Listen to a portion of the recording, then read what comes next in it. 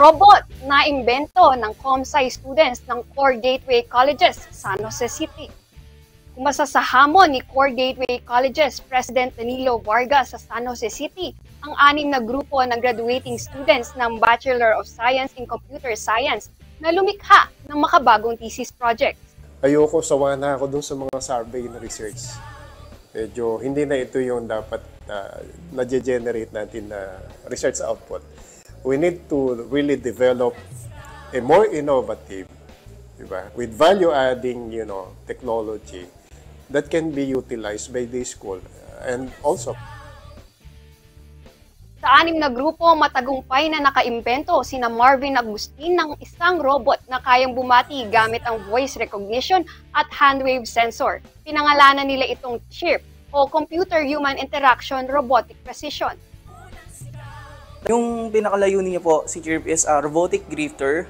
Sa panahon po natin ngayon, meron pa po tayong mga traditional method of greetings. Ang pinakalayunin po ni CHIRP ay i-enhance po or i-improve po yung traditional methods po na yun. Hi. Hi. Good morning. Hello, I'm CHIRP. Welcome to CGCI. And yung impact po na to sa mga student is modern environment po tayo, magkakaroon po tayo ng modern innovations po, especially po sa entrance po ng school po namin. Yung pinakalayunin niya po, si CHIRP is a robotic grifter. Sa panahon po natin ngayon, meron pa po tayong mga traditional method of greetings. Ang pinakalayunin po ni CHIRP ay i-enhance po or i-improve po yung traditional methods po na yun. And yung impact po na to sa mga student is modern environment po tayo, magkakaroon po tayo ng modern innovations po, especially po sa entrance po ng school. Kung sina Marvin ay nakalikha ng robot na may kakayanang ulit-ulitin ng isang galaw, ang 5 natitirang grupo ay nakagawa naman ng iba't ibang klase ng machine.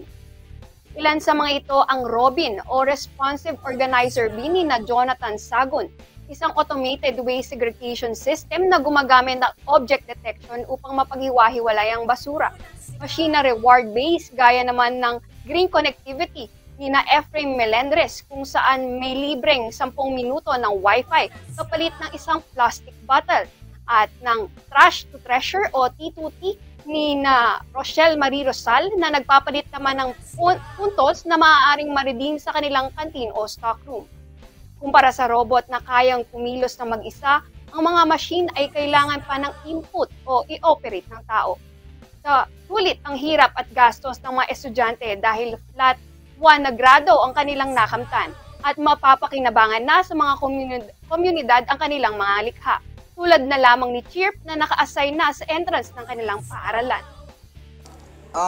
Sa panahon natin kasi ngayon, ma'am, nasa ano na tayo more on technology na tayo. So innovations, so more years to come, lahat ng mga thesis namin, mga ganito na yung magiging output na more on how can you apply yung thesis sa agriculture, sa healthcare, ganun na po yung i-create naming mga thesis sa mga susunod na taon.